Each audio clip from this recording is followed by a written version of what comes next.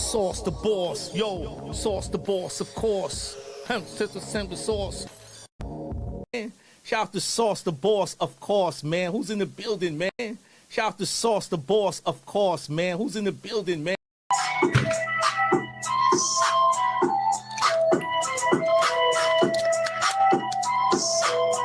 My fault. The beats is blasting. The beats is beating. We got some shit to unbox because you know we have new decks on the way. Wait, new waves for the play bay. Tell them to go play with that. Sauce the boss in the building. Sauce the boss in the building. Sauce the Stabbed a man to death in a hotel room. Andrew Osborne is a former MMA fighter. He's from Philadelphia and his professional career included 3 professional fights. He has 1 win and 2 losses. On the 23rd of September 2022, he was in a hotel room with another man. This was 47-year-old Brian Wilkinson from Egg Harbor Township. The pair were at the Ocean Casino Resort in Atlantic City. Now, although it's not known what the motive was for this attack, Andrew has admitted to stabbing the man to death before fleeing with his wife. The pair had made their way back to Philadelphia. Thankfully, police did manage to track Andrew down and then remand him in custody. Andrew, who is now 35 years old, has pleaded guilty to first-degree aggravated manslaughter. He is due to be sentenced for the killing in August this year.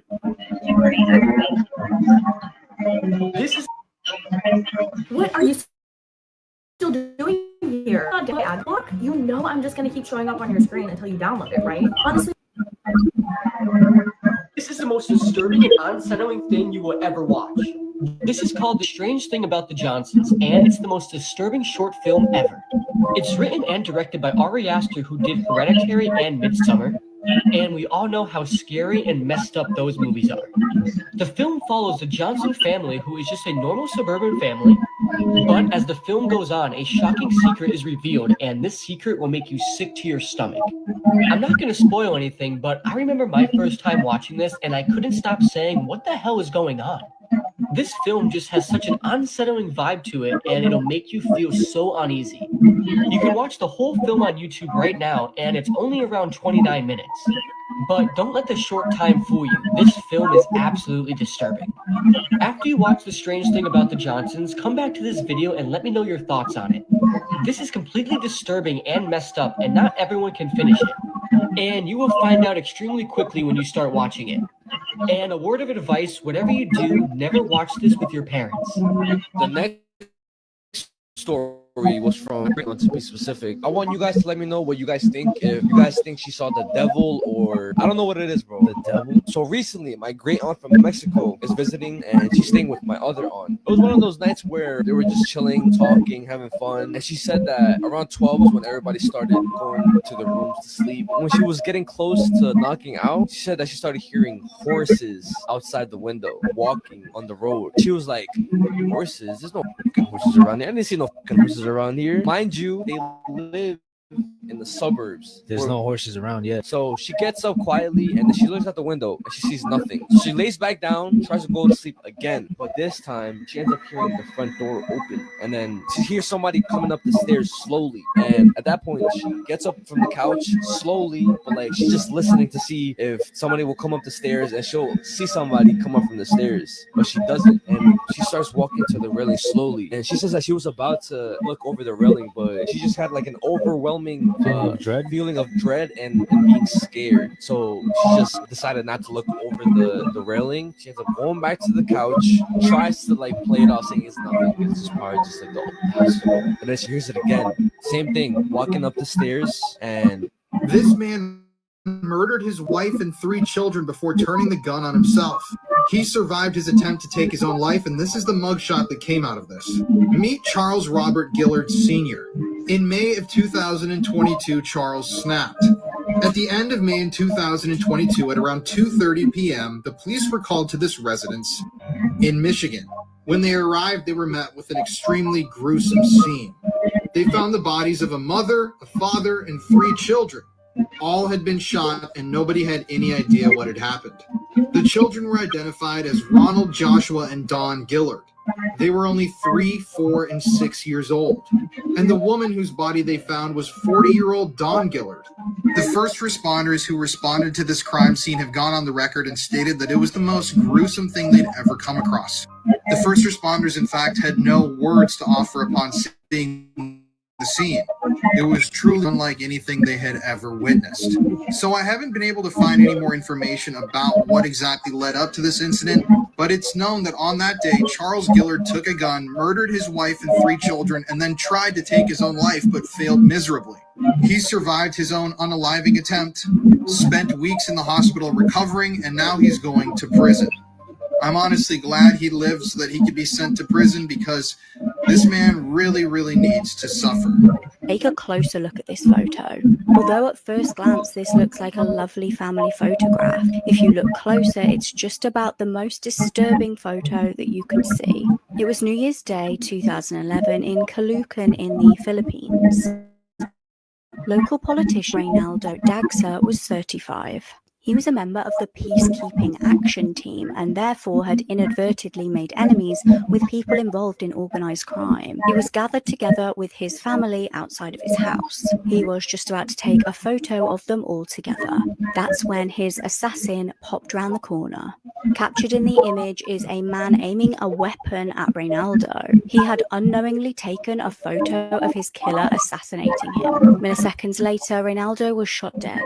Now, the photo that he had taken, obviously understandably, was heartbreaking, but it was like gold dust to the investigators. They now had a clear photograph of the killer. They were able to identify the gunman as a convicted robber from the area who was out on parole. His name was Arnel Buenflor. It's believed that he took a disliking to Reynaldo due to the fact that he'd helped to get him arrested. Following the assassination, he was arrested once more. His accomplices were also arrested shortly after. Disturbing videos that I've seen in a long time. Wait, there's a video to this? Multiple videos to this, bro. Just so you guys can see how everything is and just get a grasp of what I'm gonna get into. This cooperate with this movie as nice as we can deal within the limits of keeping you prisoners. If you don't go along with this, they'll probably take you that tie you down, rape you, shoot you in the The woman in that video, her name is Kathleen Allen, one of many victims of the dual serial killers Leonard Lake and Charles Ng. Very, very infamous serial killers in California. They had this obsession with having, so they would capture their victims, they would torture them, SA them, and then murder them in this cabin that Leonard Lake built and put VHS cameras on every single room. So obviously he could record anything that they would go through. 12 victims. It's confirmed 12. Some people say it could have been 25 victims. He also recorded a manifesto in his bunker, which I'm going to show you right now, which is obviously also very, very disturbing because he tells you why he's doing it, what's he going to do. Good evening. It's a Sunday in October. Yep. This tape, what you're hearing now, is going to be the lead-in, the imprisonment of a young lady who probably at this moment is unknown to me. What I want is an off-the-shelf sex partner. I want to be able to use a woman pen when I'm tired or satiated. This is the... In his research, Dr. Morrison identified a paradox.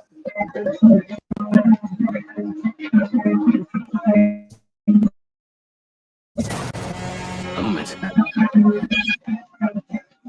This is the bear video, one of the worst animal attacks caught on camera explained. The local forest department of this village organized this bear hunt because of the bear attacks against humans in the area.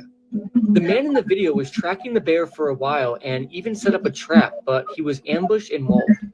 The victim's piercing screams alerted his colleagues who would rush to the scene, and one of the victim's fellow hunters filmed the gruesome encounter. As you play the video, you see the man laid out on the floor wearing a green jacket with the female sloth bear on top of him, and immediately you hear the victim's awful screams, and these screams are way different from any of the screams you will ever hear. The camera zooms in, and you see the bear has almost mounted the victim and has its jaws locked around the victim's face. And it seems the bear is going for the throat. Loud commotion can be heard in the background, and the crowd tries to stop the bear from attacking by firing their guns and throwing stones at it. As the victim wrestles underneath the bear, you see some of his injuries. His face and throat are covered in blood, and the ground is also stained with blood. You can see the bear bite his face and pull, ripping a piece of flesh from his face. The bear then shakes its head to get the blood off its face, and it then goes in for another bite, and this time, biting the man's throat and pulling away sharply, and it appears as a piece of flesh hanging from the victim's head. The video then ends as the mauling is still taking place. There's rumors that there's a longer version of this video, but I haven't seen it yet. According to reports, the attack lasted about 10 minutes until the bear was finally shot and killed, but the injuries the victim had would result in his death.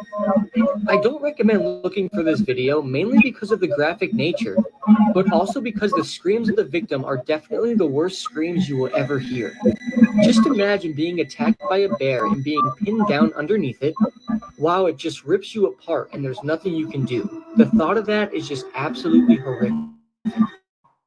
It was the final for the Halloween party before he was found dead. Chillingly, the case remains unsolved to this day. Chris Jenkins was a popular and smart 21-year-old. He was studying business at the University of Minnesota. He was the captain of the lacrosse team and had a great sense of humor. It was Halloween 2002, and he attended a party with his girlfriend. At around midnight, he was kicked out of this party and left behind a few of his possessions. This included his phone, wallet, and jacket. The bouncer reportedly saw him walking away on his own, and he was never to be seen alive again. Disturbingly, many other students disappeared in the same area. 6 days later, 22-year-old Michael Knoll vanished after going out to a bar. 3 days later, 20-year-old Josh Gumond also disappeared without a trace. He again had been at a party. They all disappeared in the Minneapolis area. They were roughly the same age, they were the same kind of height, and they'd all been to a party. On February the 27th, 2003, Chris's body was tragically discovered. He was found in the Mississippi River. An autopsy determined he drowned. Police claimed it was either an accident or a self-unaliving. Chris's parents, however, don't believe this, and they think their son was murdered.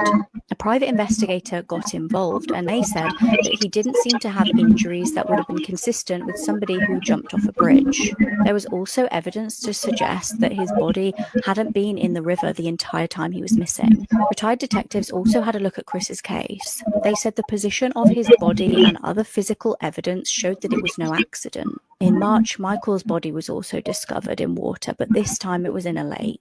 In 2005, a prisoner came forward to give police a tip. He said that him and another man had tried to mug Chris that evening. He said that he had nothing of value on him, so they launched him into the river. However, this didn't sound right either. He was still wearing slip-on shoes, his shirt was still tucked in, and he had his arms crossed. Chris's case remains baffling, and at the moment it's still unsolved. There's also frustratingly little updates on the other male victims in the area. However, coined the phrase, "You can't make this stuff up," might have known the story of real-life boogeyman Albert Fish. A slight, elderly man with grey hair, no one suspected the kindly single father of being sadistic child murderer and killer. Meet CodeRabbit, the AI-powered code reviewer. Get a comprehensive, context-aware code review within minutes. We address the pain point. White House gift. I don't know if you ever heard about this. I never heard about the White House gift, but I heard about it. I got this from a YouTuber. He's the one that first talked about it, so I want to give him his credits. Lazy Masquerade is very, very eerie and disturbing once you know like the backstory to everything. We already know how those scary videos, curse videos were really popular back in the day. They would pop up. We would send them to people. This one wasn't as popular, but it was mostly associated with a video called Why You Never Became a Dancer. So that's just the whole video? A song by a band called White House. The song or whatever had nothing to do with the image it was showing, and identity of the woman remained unknown for like a really long time. So it wasn't until June of last year that they found out who she really was, and a lot of people thought it was fake until a Reddit user, his name was Lane Campbell 77, ended up posting on his Reddit thread that he found a book that was about a Japanese serial killer. His name was Kiyoshi Okubo. He was one of Japan's most notorious serial killers. He had killed 8 victims, one of them being that girl. And her name was Reiko Takemura. One day he had picked her up, the same thing that he did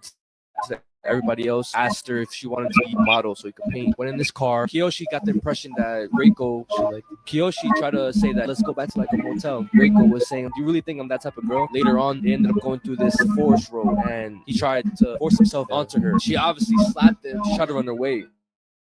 He caught up to her, beat her to death. The only reason he was caught was because of Reiko's brother. He made it his mission to find Kiyoshi. It was just one night where Little boy woke up to find his parents and 3 brothers dead in their home. He was the only one left alive. In November 2022, an episode of Discover Oklahoma aired on TV. The show featured a couple, Jonathan and Lindsay Candy, talking about their experience of living in the area. The pair were described as customers of a local bakery and talked about how much they loved the food. Less than 2 years later, they would be found deceased inside their home alongside their 3 sons. It was the 22nd of April 2024. A 10-year-old boy placed a panicked 911 call explaining that all of his family was dead. The boy, who is being kept anonymous at the moment, was in his bedroom asleep at the time of the killings. He had his door closed and a fan on. Inside the home was his dad, Jonathan, and his mum, Lindsay, deceased. 3 children were also killed inside the home: Dylan, aged 18, Ethan, aged 14, and Lucas, aged 12. It's reported that investigators believe the parents got into an altercation. Jonathan is then believed to have shot his wife and his 3 sons before turning the weapon on himself. The child's uncle, named Brent, began a fundraiser online to help raise money for funeral costs and the costs of counseling for the boy. The child is believed to currently be staying with his family. The relatives of the child state, "Our entire family has been left shattered and confused with so many questions we won't ever have answers to. I simply can't fathom what went on, but please hug your family tight. It's going to be a very long healing process for everyone affected." This young man got ran over by a train and lost both of his legs. In 2017, Jacob O lost both of his legs below the knee when he was run over by a train in LeBurn. Jacob was walking along the train tracks with earbuds on March 2nd when he sensed but didn't hear a train approaching behind him. Jacob's lawsuit also claims that the CSX train did not have properly functioning front-facing cameras, preventing the train's engineer and conductor from seeing Jacob in time to avoid hitting him. The CSX company also did not put up fencing or any other warning devices to keep pedestrians at a safe distance from the tracks. Jacob was also at least 1,000 feet away from the train when the conductor first saw him, but they did not ring the train's bell, blow the train's horn, or apply the emergency brake before hitting Jacob. It also took a half a mile for the train to completely stop after hitting Jacob. Now, what I'm about to show you is the 911 call Jacob made right after getting hit by the train. And keep in mind, he just lost both of his legs. They were literally amputated from his body from the train. And just listen to how calm he's talking. It's like he didn't even get hit by a train. Location of your emergency.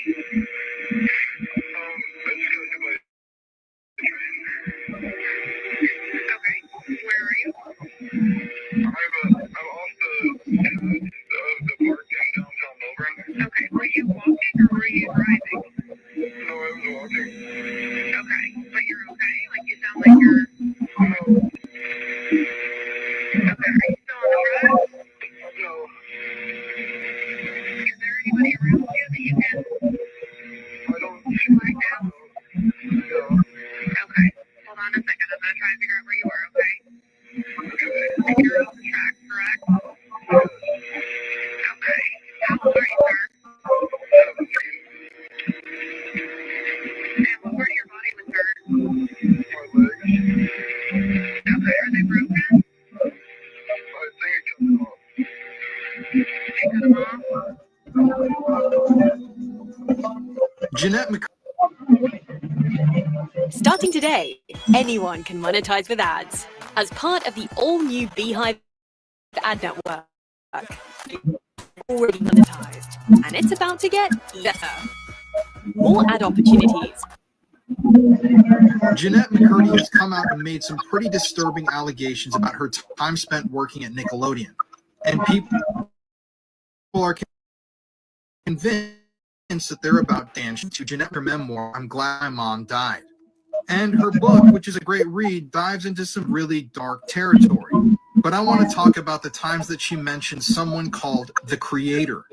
In her book, Jeanette references the Creator a number of times, And people have jumped to the conclusion that the creator may be referring to Dan Schneider, the man who created a bunch of the shows on Nickelodeon. A man who has been called a creep many, many times. So let's talk about the book. In the book, Jeanette says that the creator tried to persuade her to drink alcohol many times when she was a minor and would say to her, "Come on, the kids from Victorious get drunk together all the time." She also claims that the creator gave her an unwanted shoulder massage. This is a quote from her book. She said, "I want to say something to tell him to stop, but I'm so scared of offending him." Now, these connections are all alleged, keep in mind, but it has come out, and this has been confirmed, that Dan Schneider would have extremely angry outbursts on set, and people who worked for him were consistently afraid of him. And I want to remind you, we still don't know who the creator is. But something else extremely compelling is that Jeanette says she was offered $300,000 by Nickelodeon to never go public about her experiences behind the scenes with them.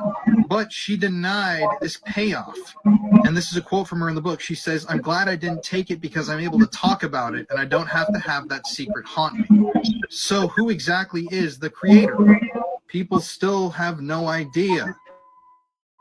But it is crazy. Nickelodeon offered her $300,000 preemptively to stop her from talking about her experiences with this mysterious man. And what exactly happened? I mean, we might never know. But $300,000 is a pretty big payoff. And whatever the creator did must have been pretty bad. The only one that can really reveal all this is Jeanette McCurdy herself. Very gruesome video game. A game? It could have potentially caused a murder or inspired a murder. Manhunt? I don't know if you've ever seen or played the game and shit. It was a PlayStation 2 game that released in 2003. I've never heard or played it Never before. heard of Manhunt? Nah. The whole concept of this game is that you're basically a convict. You're on death row, getting the death penalty and shit, but it doesn't work. You wake up, and some guy had put an earpiece in your ear, and he's telling you what to do. He's like, "Yo, I got you with freedom, but you have to do everything I tell you." Okay. There's gonna be cameras everywhere you go, and you're basically gonna be making movies for me. So the whole video game is just you going around brutally killing criminal stuff, right? But some of the scenes. I said it's just disturbing. Yeah. This video game was also banned in Italy, Australia, Ireland, and different parts of the world because of how gory it was. Yeah, and how violent. And people believe that it would inspire people to start performing those like violent acts. Funny thing is, too, I remember me and my brother playing this game. For real? Yes.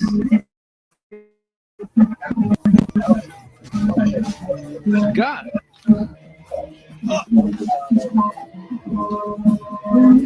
See what I'm saying, bro?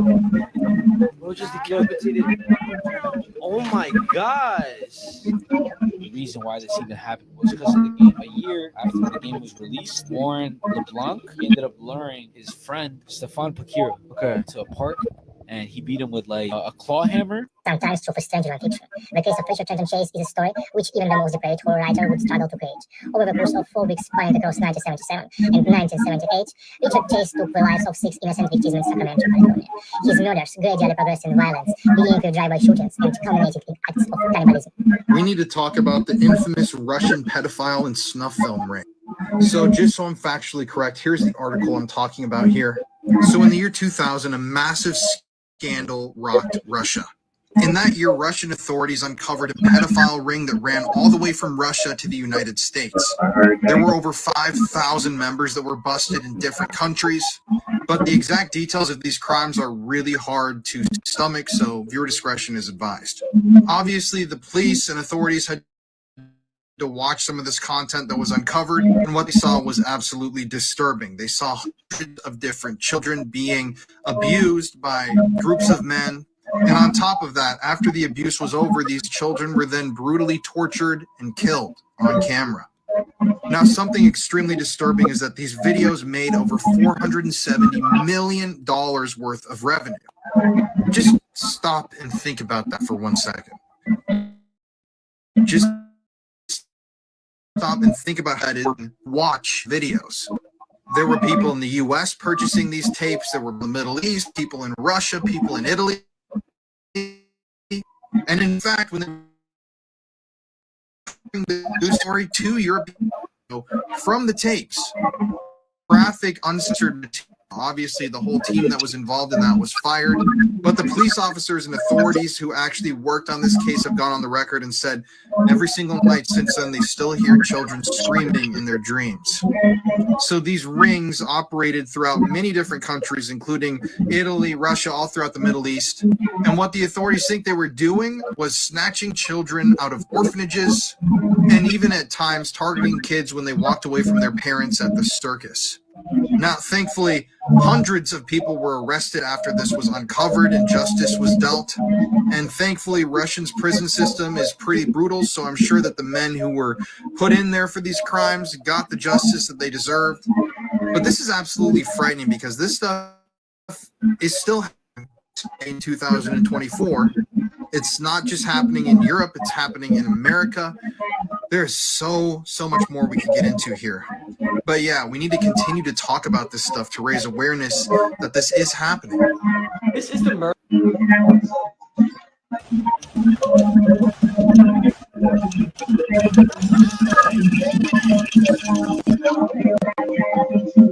This is the murder of James Bulger, one of the most heartbreaking true crime cases. This is James Bulger, and he was a 2-year-old toddler living in Liverpool, England with his parents.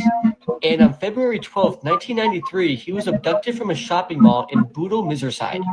His father briefly let go of his hand while they were at the mall, and John Venables and Robert Thompson, who were both 10 years old at the time, approached James and lured him away. The abduction was caught on security cameras right here, and the footage showed the two boys leading James away. And after abducting James, John Venables and Robert Thompson took him on a harrowing journey through various locations in Liverpool, during which they subjected him to severe physical and emotional abuse. And you won't believe what these two 10-year-olds did to this 2-year-old boy. They took James to train tracks where they threw blue paint into his eyes, kicked him, stomped on him, threw bricks and stones at him. They placed batteries in his mouth and may have inserted them into his anus, although none were found there. They dropped a 22-pound fish plate on his head. They hit him in the head with a metal bar countless times, which caused 10 skull fractures. James Bulger suffered so many injuries, 42 in total, that none could be identified as the fatal blow. Thompson and Venables then laid James across the railroad tracks and weighted his head down with rubble, hoping that a train would hit him and his death would be ruled as an accident. After that, they left the scene, and James Bulger's body was then cut in half by the train. James's severed body was discovered by a group of children 2 days later, and the forensics testified that James Bulger died before he was struck by the train. John Venables and Robert Thompson were charged with the abduction, torture, and murder of James Bulger. The case received widespread media attention and was deeply emotional and a controversial trial. The boys were found guilty of the charges, and they were initially sentenced to be detained at Her Majesty's pleasure, which allowed them to be held in custody for as long as necessary. They were sent to separate secure juvenile facilities, but were eventually released on lifelong parole as young adults. The James Bulger case remains one of the most distressing and tragic true crime stories. Every time I come across this case, it just never sits right with me. I can never understand how these two 10-year-old boys could just take a 2-year-old boy away from his parents and then proceed to brutally torture him and kill him. This case is just sickening, and let me know your thoughts on it. This Japanese urban legend is one of the most chilling, disturbing ones. The legend is called Fujisaki Onna, which means the slit mouth. If anybody's in Japan, or if you ever go to Japan and you see a woman in a trench coat and a surgical mask, and she asks you, "Am I pretty?" Yo, I heard about that. Run away, bro. It starts off with a woman who was really, really beautiful. She was married to a samurai. She would go out in the town and stuff, and people that would stare at her, she would ask them, "Do you think I'm pretty?" Her knowing obviously the answer, but she just liked the attention. Her husband didn't like that. She was getting all that attention, and there was a point where that woman ended up having another man. The samurai found out, obviously was furious, has the plan to basically make her pay. So there was one day where he ran up on her, pressed the knife against her cheek, and cut a smile from ear to ear. Literally told her, "Who's gonna think you're beautiful now?"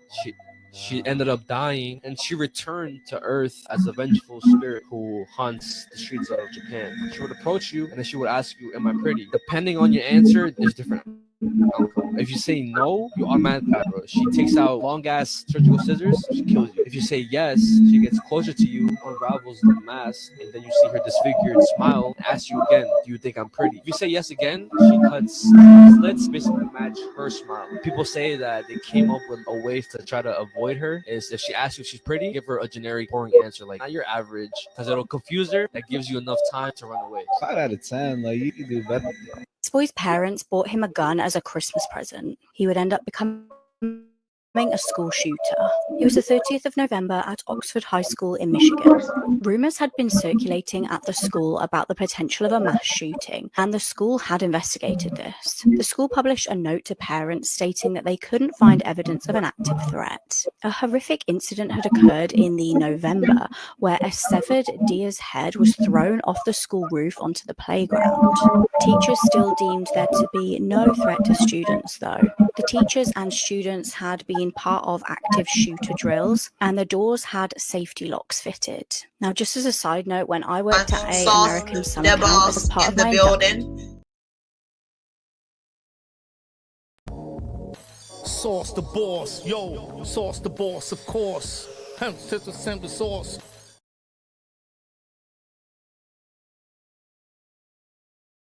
Shout out to Sauce the boss, of course, man. Who's in the building, man? Shout out to Sauce the boss, of course, man. Who's in the building, man? Shout out to Sauce the boss, of What are you talking about? Shout out to Sauce the boss, of course, man. Who's in the building, man? Shout out to Sauce the boss.